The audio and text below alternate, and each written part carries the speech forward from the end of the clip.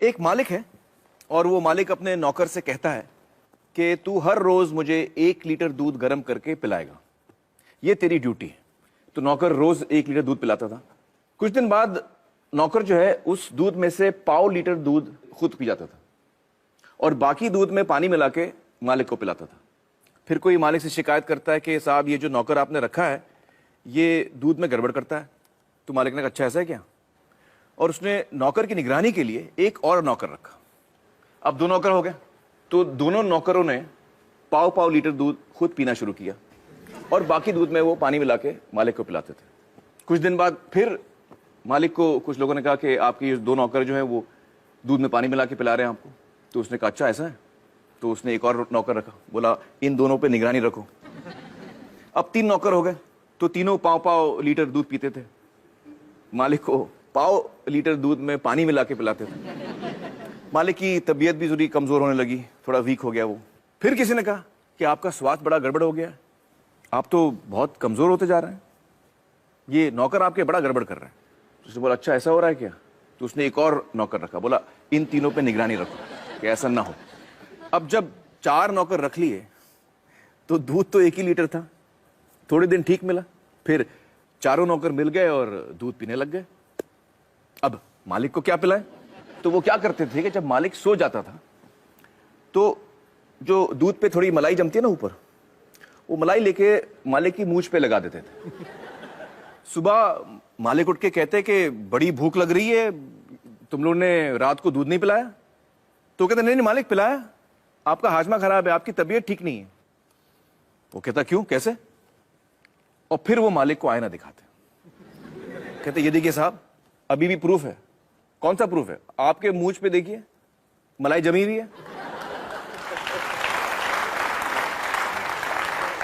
तो अब मुझे बताइए दोस्तों कि ये कहानी है या हकीकत। हकीकत है। तो इसमें मालिक कौन है और नौकर कौन है। हाँ आप बताइए। इसमें मालिक जो है जनता है और नौकर जो है वो सरकार है। हाँ बिल्कुल सही पहचाना आपने। आप लोगों ने भी ये बात पहचान ली थी। दोस्तों अब मुझे बताइए कि ये जो बड़े बड़े घोटाले होते हैं देश में और जो पैसा लूटा जाता है वो किसका पैसा जाता है। हाँ हाँ आप बताइए। सरकार का। सरकार का पैसा जाता है। लेकिन सरकार के पास ये जो पैसा आता है वो आता कहां से। हाँ हाँ बताइए। टैक्सेस। बिल्कुल सही, टैक्सेस से। अच्छा आप में से कितने लोग हैं जो टैक्स नहीं भरते। जरा संभाल के जवाब दीजिएगा, इनकम टैक्स डिपार्टमेंट देख रहा है ये शो। बताइए आप में से कितने ऐसे हैं जो टैक्स नहीं भरते। तो कई लोग हैं यहां पर जो टैक्स नहीं भरते। दोस्तों यही सवाल हमने देश में अलग अलग किस्म के लोगों से पूछा और उन्होंने हमें क्या जवाब दिया, आइए देखते हैं। आप टैक्स भरते हैं। टैक्स किस बात का। टैक्स मेरेंगे इतना इनकम ही नहीं है कि मैं टैक्स भरूंगा। यहाँ कमाने खाने को तो पूरा नहीं पेट भरता, कहाँ से टैक्स भरूंगा साहब। टैक्स इतनी कमाई नहीं होती, टैक्स कहाँ से दूंगा। बैंड वाले हमको क्या पता है कि टैक्स क्या होता है। किसका टैक्स चाहिए। आप टैक्स भरते हैं। किस चीज का टैक्स मतलब हम टैक्स नहीं भरते। सर ड्राइवर आदमी हो, 10,000 का नौकरी कर रहे हो, उसमें टैक्स क्या भरे। क्या आप लोग टैक्स भरते हैं। नहीं नहीं काय का भरते टैक्स नहीं भरते।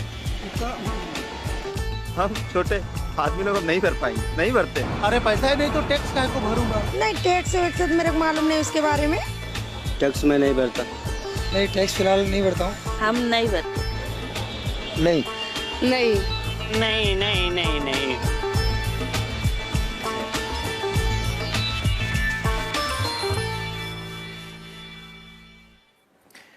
दोस्तों हमारे साथ इस वक्त है यामिनी अय्यर जी, जो accountability initiative centre for policy research इस नाम की संस्था के साथ जुड़ी हुई हैं। यामिनी जी बहुत बहुत शुक्रिया हमारे साथ जुड़ने का। मुझे बताइए कि इन सारे लोगों का कहना है कि ये टैक्स नहीं भरते, ये बात कितनी सही है कितनी गलत है। बिल्कुल गलत। इस वीडियो में सारे लोगों ने टैक्स भरा है। कैसे। आमिर आप मुझे एक बात बताइए, आपके पास मोबाइल फोन तो होगा। जी। खरीदा था खुद। नहीं मैंने मैनेजर ने लिया था मेरे लिए। हाँ। यहाँ पे किसी ने तो अपना मोबाइल फोन खरीदा होगा। मोबाइल फोन के जो बक्से के पीछे वो पर्ची है उसको ध्यान से देखा था। उस पे क्या लिखा हुआ है, इंक्लूसिव ऑफ टैक्सेस। तो जब मोबाइल फोन खरीदा तो आपने भी टैक्स दिया, सभी ने टैक्स दिया। और जब मोबाइल फोन का बिल भी भरते हैं तो उस पे भी टैक्स देते हैं। लेकिन हर आदमी तो मोबाइल फोन नहीं खरीद पाता। मोबाइल फोन को छोड़िए, अगर आप सोचें आपके रोज की जिंदगी में सुबह से लेकर शाम तक जिन सभी चीजों का आप प्रयोग करते हैं वो कहीं से आपने खरीदा तो टैक्स दिया, टूथपेस्ट खरीदा टैक्स भरा, ब्रश खरीदा टैक्स भरा, कोम खरीदा टैक्स भरा, खाने पीने की चीजों पर भी टैक्स पड़ता है। जो कुछ भी पैकेज से आपने खरीदा, चिप्स खरीदा, पैकेज नमक खरीदा या चीनी खरीदा, उस पे टैक्स, दाल खरीदी उस पे टैक्स, चाय की पत्ती उस पे टैक्स। तो हर चीज पे टैक्स लगता ही है। जब सभी ने कहा यहाँ पे कि उन्होंने टैक्स नहीं भरा, उनके मन में एक ही सोच था, मेरी आमदनी नहीं है या शायद कम है जिसकी वजह से मैंने अपना इनकम टैक्स नहीं भरा। बट असल में दो टाइप के टैक्स होते हैं, एक डायरेक्ट टैक्स जिसका एक उदाहरण है हमारा इनकम टैक्स और दूसरा इनडायरेक्ट टैक्स।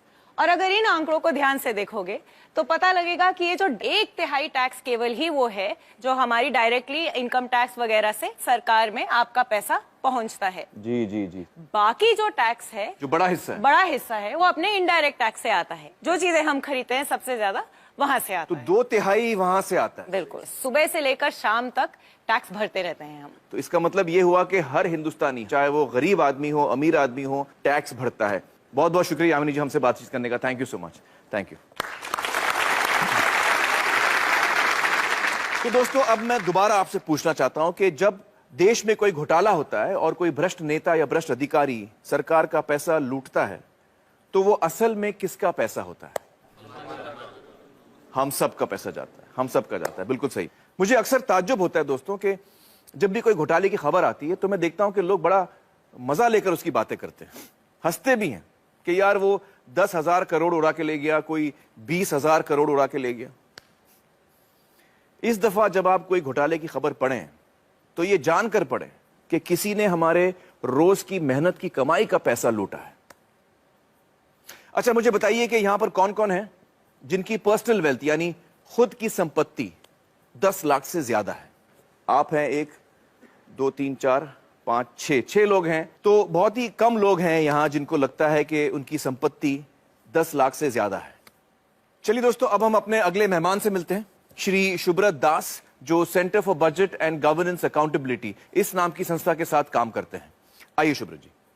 हमने शुभ्रत जी को जिम्मेदारी दी थी कि ये हमें बताएं कि हमारे देश की संपत्ति यानी हमारी नेशनल वेल्थ कितनी है। बताइए शुभ्रत जी, आपके खोज में क्या सामने आया? आमिर, आपने हमें समय बहुत कम दिया, इसलिए ये आकलन हम लोग पूरा तो नहीं कर पाए हैं। जी। फिर भी 2 बड़े चीजों का आकलन हमने किया है। जी। एक है हाइड्रोकार्बन रिजर्व्स, जी, जिसमें आता है क्रूड ऑयल, नेचुरल गैस, कोल और लिग्नाइट, मतलब कच्चा तेल, कोयला वगैरह। और दूसरा है अदर मिनरल रिसोर्सेज, मतलब खनिज भंडार। कुछ 84-85 अलग अलग तरह के मिनरल रिसोर्सेज हैं, जिसका लगभग आधा हम लोगों ने इस एस्टिमेशन में कवर कर लिया है। आधा ही किया आपने? जी। मतलब जो मैंने आपको काम दिया था वो आप पूरा नहीं कर पाए? उतना ही डेटा मिल रहा है। मैं समझ सकता हूं, मजाक कर रहा हूं मैं। पूरे देश की संपत्ति का अंदाजा लगाने चलें तो उसमें बहुत वक्त लग सकता है। बिल्कुल सही कह रहे हैं आप। और इस वक्त में आप सिर्फ 1.5 चीजों का अंदाजा लगा पाए। बिल्कुल। तो आपके इस अंदाजे में क्या सामने आया? आंकड़ा क्या है आप मुझे बताइए। मैं यहाँ पर आंकड़ा लिखूंगा। काफी बड़ा है, 5,000। 5,000 उससे शुरू कीजिए। अब मैं जब तक आपको ना रोकूं आप उसमें और 0 ऐड करते जाइए। जब तक ना रोकें आप? जी। अच्छा,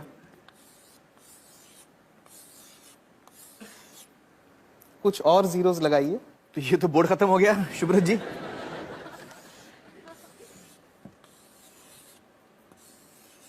और लगाइए। और लगाओ जी, थोड़ा और, एक और है? एक और।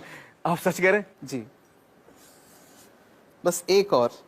एक और? जी, एक और लगा दीजिए बस।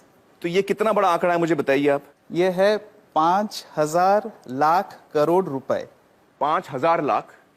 5,000 लाख करोड़ रुपए। 5,000 लाख करोड़ रुपए। मुझे अभी तक समझ में नहीं आ रही है कितना बड़ा फिगर है। अच्छा, हमें बताइए कि हमारे देश की जो आबादी है वो करीबन 120 करोड़ की है। तो अगर हम इस आंकड़े को 120 करोड़ लोगों में बांटें तो उसका मूल्य कितना होता है? 40 लाख रुपए। 40 लाख। जी। तो इस वक्त हम आराम से कह सकते हैं कि हम सब 40 लाख के मालिक हैं अपनी अपनी जगह पर, जब हमने सिर्फ 1.5 चीजों का अंदाजा लगाया। चलिए, बहुत बहुत शुक्रिया शुभ्रत जी हमसे बातचीत करने का। Thank you so much. दोस्तों, शुभ्रत, अब आप समझ रहे हैं कि आपकी, हम सब की संपत्ति कम से कम 40 लाख है, और 40 लाख तो सिर्फ 2 बल्कि 1.5 चीजों के अंदाजे पे।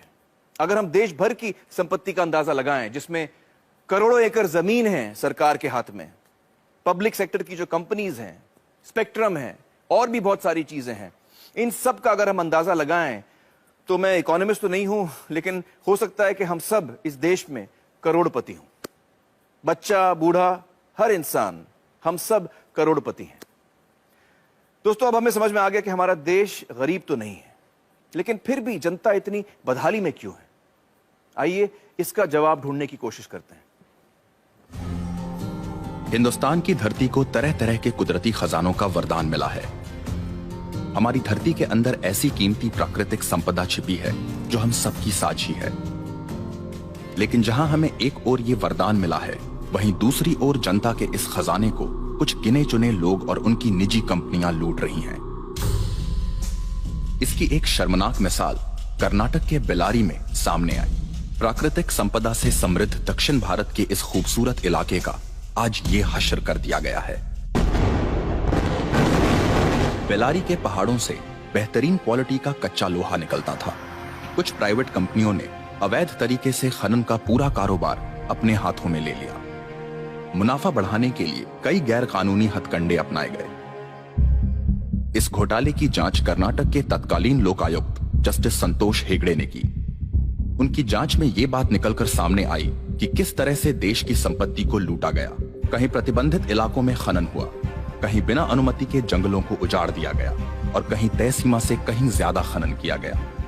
उनकी रिपोर्ट के अनुसार इस घोटाले से जो नुकसान देश को हुआ, उसकी कीमत है 16,000 करोड़ रुपए।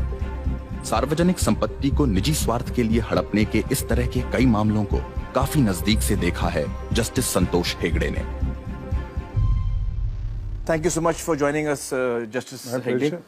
सर, आपने हमारे देश के एक बहुत बड़े घोटाले की जांच की है, जो बेल्लारी माइनिंग स्कैम के नाम से जाना जाता है। आपकी तहकीकात में क्या सामने आया? जिस तरीके से वहाँ हमारे देश के प्राकृतिक संसाधनों की लूट हुई, जो असल में नागरिकों की संपत्ति है, वो विश्वास के परे है। उनके दिमाग में सिर्फ एक ही चीज थी, पैसा बनाना किसी भी कीमत पर। सरकार को जो पैसा उस वक्त हर एक मैट्रिक टन के खनन के लिए दिया जा रहा था, वो था सिर्फ 27 रुपए प्रति टन।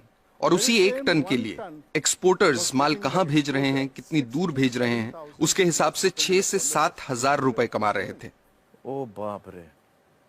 जब वो लोग इस काम में उतरे, तब कुछ नहीं था उनके पास, पर देखते ही देखते 2-2, 3-3 हेलीकॉप्टर, हवाई जहाज, उनके उड़ने के लिए रनवे, सब कुछ बना लिया उन्होंने। सोने के सिंहासन बना लिए उन्होंने अपने लिए। मैंने जो अपनी रिपोर्ट दी थी, उसमें क्या सामने आया कि कर्नाटक के 3 मुख्यमंत्री दोषी पाए गए। उसमें वो मुख्यमंत्री भी शामिल थे जो उस वक्त सत्ता में थे। 9 और मंत्री भी दोषी पाए गए थे।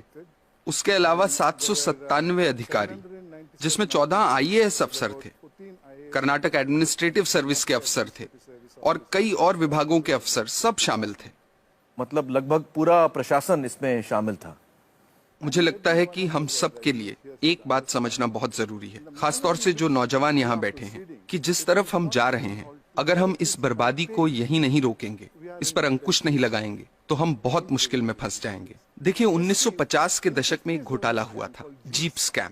उसमें देश को 52 लाख रुपयों का नुकसान हुआ। उस वक्त के हिसाब से एक बड़ी रकम थी, पर फिर भी आप देखिए कि 52 लाख में कितने जीरो होते हैं।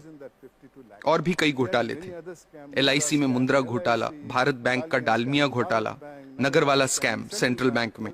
हर साल घोटाले होते थे।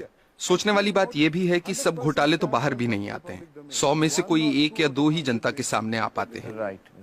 अब 2010 पे आते हैं। कॉमनवेल्थ गेम्स, 70,000 करोड़ का घोटाला। 2G scam, 1,76,000 crore. 2012 पे आइए, कोलगेट घोटाला, 1,86,000 करोड़।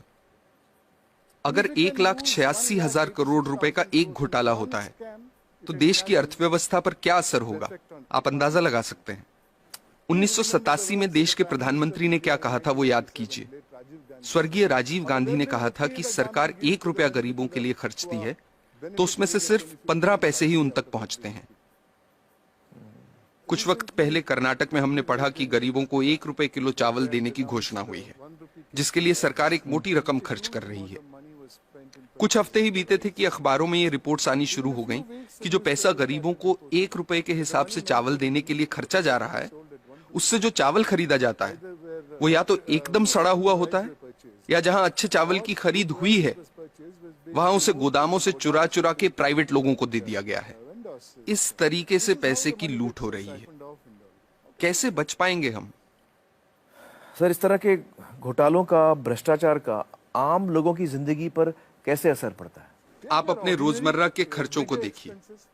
पिछले साल के मुकाबले इस साल कितनी महंगाई है, क्योंकि जो पैसा देश के विकास के लिए रखा गया है, जिसे देश की प्रगति के लिए इस्तेमाल में लाना चाहिए, वो पैसा 85% चुरा लिया जाता है। देश के प्रधानमंत्री ने कहा था, मैं नहीं कह रहा, मेरे अंदाजे से तो अगर 1988 में 1 रुपए में 15 पैसे ही सही जगह पर पहुंचते थे, तो आज 5 रुपयों में से 15 पैसे पहुंचेंगे।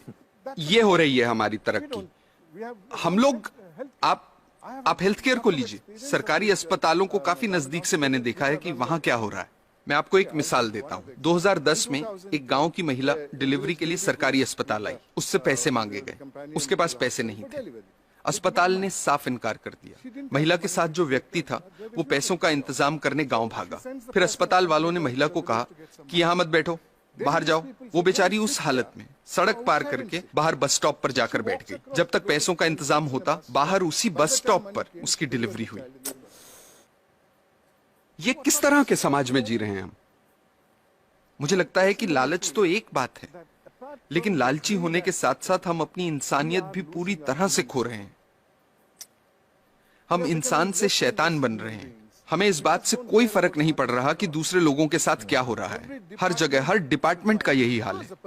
कुछ ईमानदार लोग भी हैं। मैं ये नहीं कह रहा कि सभी 125 करोड़ लोग बेईमान हैं, लेकिन ज्यादातर लोग मजबूरी में ईमानदार हैं, क्योंकि उनके पास बेईमानी करने का मौका ही नहीं है। आज के हालात ऐसे हैं कि एक आदमी जो बड़े ओहदे पे है, वो अगर दूसरे पर उंगली उठाकर कहता है कि आप भ्रष्ट हैं, करप्ट हैं, तो सामने वाला इनकार नहीं करता। वो पलटकर कहता है कि आप नहीं हो क्या भ्रष्ट? That's so true. That is so true. ऐसी सोच बन चुकी है। यहाँ जो नौजवान मौजूद हैं, उनसे मैं कुछ कहना चाहता हूँ। Sure, please. मेरी पीढ़ी के लोग अब हालात नहीं बदल पाएंगे। अब सिर्फ आप ही हालात बदल सकते हैं। और आपके लिए अच्छी बात यह है कि लालच सब सरहदें पार कर चुका है, सिर के ऊपर निकल गया है। अब और ऊपर जाने की जगह ही नहीं बची। आपके पास मौका है उसे नीचे लाने का। ये काम आपको जरूर करना है, मेरी खातिर नहीं, अपनी खातिर, अपने बच्चों की खातिर।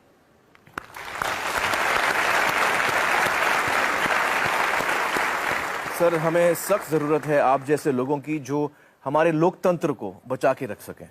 बहुत बहुत शुक्रिया हमारे साथ बातचीत करने का। Thank you so much sir. दोस्तों, सोचने की बात है कि जिनके हाथों में हम अपनी संपत्ति की चाबी दे रहे हैं, वो हमारी संपत्ति को कैसे लूट रहे हैं।